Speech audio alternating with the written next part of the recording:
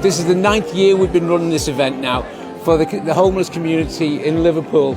As you can probably see behind me, it's absolutely amazing. We've got homeless community coming in, we've got hairdressing, we've got therapies, we've got crisis here doing homeless advice, and we're putting on tremendous Christmas lunch, all done by our amazing student volunteers.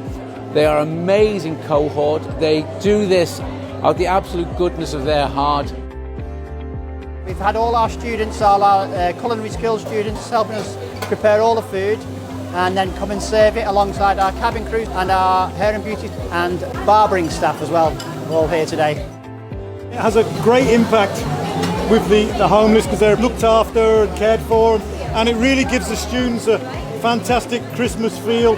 You know, the fact that they've actually done something good rather than just being bystanders, they're actually taking part, which I think is key for what we're trying to promote at the college about, you know, being part of the community, because that's what the City of Liverpool College is, the big part of the community in the city. It's important because you get to put a smile on people's faces, like people that feels like they've been left out, they've been ignored and neglected. So we are just trying to make them know that they're still important, they're still human beings, and it's lovely to see them smile again. What they're doing is putting a smile on people's faces, if only for a couple of hours today. And if we can change just those couple of hours, then all those hours together make a big, big difference across the city.